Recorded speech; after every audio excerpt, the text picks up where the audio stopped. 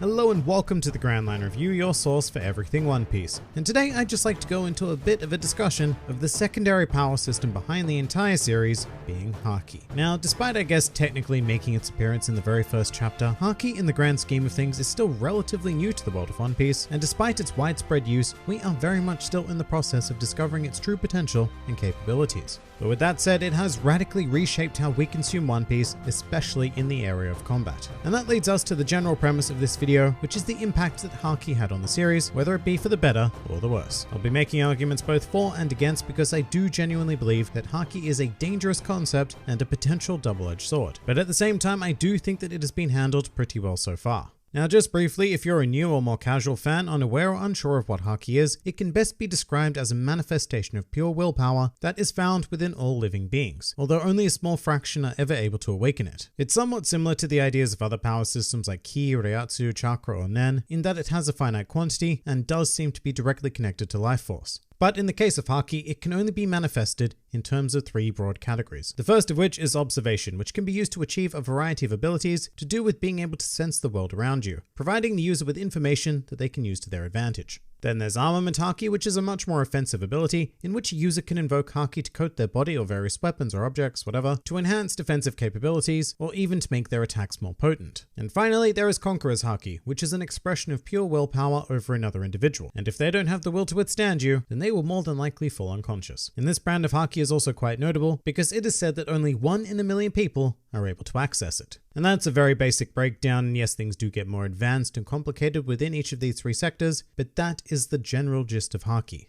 And now I'd like us all to step back in time to the first half of the series, prior to the Paramount War saga, where haki lay hidden in the background. But the primary power system we were focusing on were devil fruits. Now to this day, I think the devil fruits are one of the most phenomenal ideas that anybody has ever come up with, because they allowed Oda to craft a world of unique individuals, and in terms of combat for this battle manga, it allowed him to make every fight a visually and often mentally distinct affair, with different fruit abilities leading to an infinite reservoir of fresh ideas in a genre that can get very repetitive very quickly. Now the reason why I bring up devil fruits is because I immediately want to draw contrasts between them and haki, because the most profound effect that haki would come to have on the One Piece world is that it more or less replaced devil fruits as the primary underlying power system. Now as for whether or not that was a good or bad move to make, well, let's find out. The first key difference is that haki at face value is a far more limiting concept than that of devil fruits. I mean, yes, you could draw the similarity that there are 3 broad types of devil fruits just as there are 3 broad types of haki, but within each devil fruit class was a seemingly infinite wealth of options, with the various subclasses, and even within those subclasses, almost every devil fruit is perfectly unique and provides a very interesting spin on a character.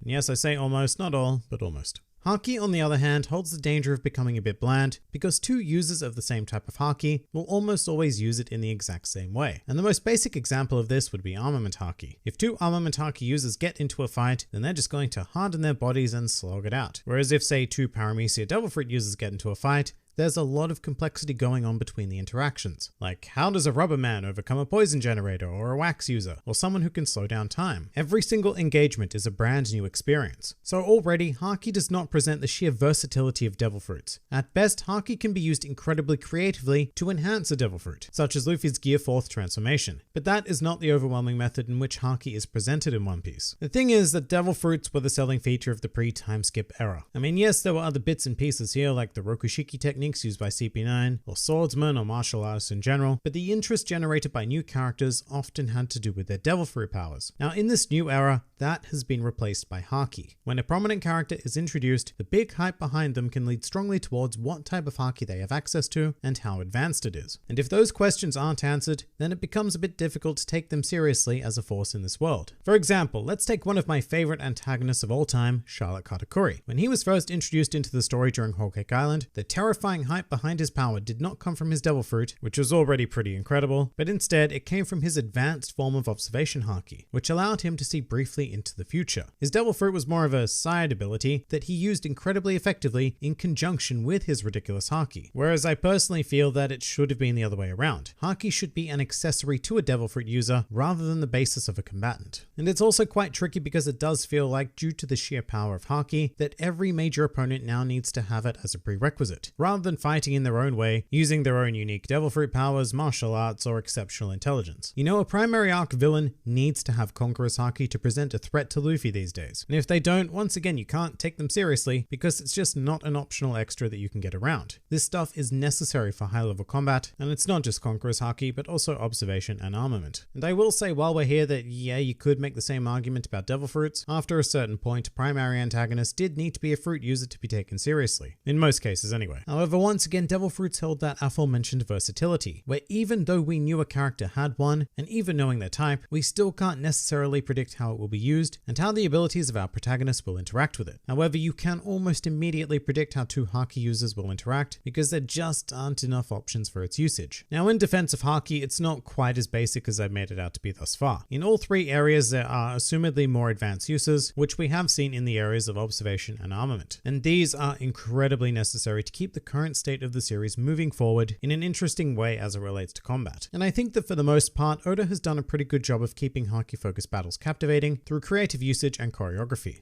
Furthermore, I do think haki or something like it was a necessary development in the series, because as much as I have praised the versatility of devil fruits, they did also present some narrative issues, particularly with the Logia class, which prior to haki were all but invincible. So haki does go on to serve at the very least an important purpose of balance, but I guess you could also say that this sort of spiritual awareness was a missing factor from One Piece from the get-go. One Piece has always been about will. Whether it be inherited will or sheer willpower overcoming obstacles, that is the core function of the series. So to quantify that into an identifiable power system is probably one of the better outcomes that we could have hoped for. Like, I really cannot imagine a world where Luffy goes off to train with Ray Lee and he gets taught about some hidden aura or energy that he needs to make use of, because that's just not One Piece. Whereas an expression of willpower at least fits within the world. Furthermore, just because, as I said before, it does seem to be a requirement of all major antagonists to have haki, it doesn't necessarily need to become a selling feature, as I believe it did with Katakuri. And the best counterexample I have to him is Doflamingo, who also possessed all three types of haki, but he very much stood on his own 2 feet. The key feature with him was definitely still the Ito Ito no Mi, and how he was able to put it to use in quite frankly ridiculous and highly overpowered ways. So to me, Doflamingo was probably one of the finest uses of haki by an antagonist that I can think of, because it was there to act as an accessory and not a basis. But that didn't change the fact that haki became such an integral aspect of this battle series, because it didn't just affect devil fruit users but all forms of combatants. Like Zoro and Sanji both now have to wield observation and armament haki in order to progress in power and be taken seriously. And I mean, even Usopp needed to develop observation haki to progress, instead of being just a naturally incredible sniper. So on the one hand, it is a natural development that I think the series really needed, but on the other hand, it's a power system that has taken an incredibly vast world with a wide array of abilities and force them all to travel along one very narrow path. Sort of like an all roads lead to haki kind of deal, and it does hold some narrative danger, because as soon as the story becomes about who has more of the thing than another, it flattens the world and things can get boring quickly. The advent of a new power system halfway through an already extraordinarily long series does also bring up some continuity questions as well. Like, a lot of the time we're left struggling to find an in-world explanation as to why previous enemies may not have wielded any form of haki against Luffy and the Straw Hats. Characters like Gecko, Moria, and Crocodile come to mind, because no, I guess they're not strictly speaking top tier combatants, but they would have had a solid enough understanding of the world to at least know of the existence of haki, and I would argue that its use would have been integral in their rise to prominence. Especially in Crocodile's case, where at Marineford he was shown to be capable of engaging in combat with Doflamingo and Mihawk, who are both highly advanced haki users. And you know the explanation for this is fairly simple, and it's because haki wasn't necessarily planned to be used like this or at all in the early era of One Piece. But as time went on, and Oda wasn't finishing the story as quickly as he thought he might be able to, a natural escalation was needed, and oh look, there were a bunch of moments in the series where this otherworldly power is displayed, like Mantra. So even though haki is technically demonstrated in the very first chapter, I highly doubt that's what it was intended to be at the time. But it did provide quite a satisfying explanation to these various seemingly supernatural events in the One Piece world, so well done haki for that.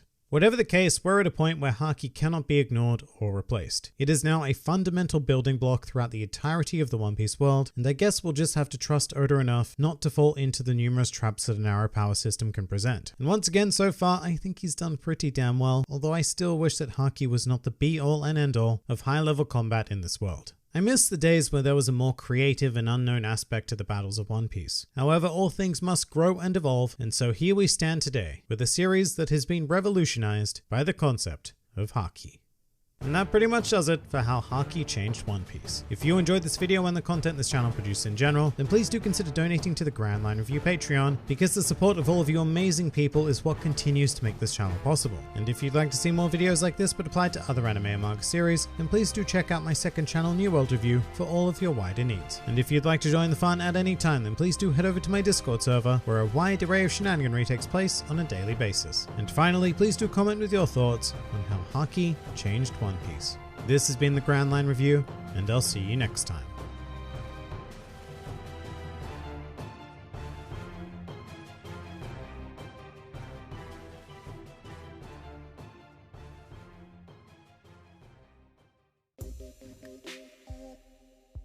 Do you think Katakuri would ever join Luffy? Yes or no? Why? I guess that depends on what you mean by join. For example, if you're asking if he'll join the Straw Hats, then no, because, well, no. But I could certainly see him becoming an ally, and things could get quite fun if he inherits the Big Mom Pirates after her inevitable fall. Because Katakuri quite clearly respects Luffy, and I highly doubt that he would want to start another conflict with him. Favorite game? PC, board, card game, etc. Any kind of game. I have to say that's a tough one, it changes quite a bit. I guess when it comes to board games, I'm usually a big fan of social deduction games, so one of my favorite games over the last few years has been Secret Hitler. But I've also played a lot of Resistance Avalon, One Night Werewolf, lots of Mafia variants, and so on and so forth. In terms of card games, I actually really enjoy the Pokemon TCG. It is a surprisingly deep game and so much fun to play. And I also used to play a lot of Magic the Gathering as well. Do you like mustard? Nope.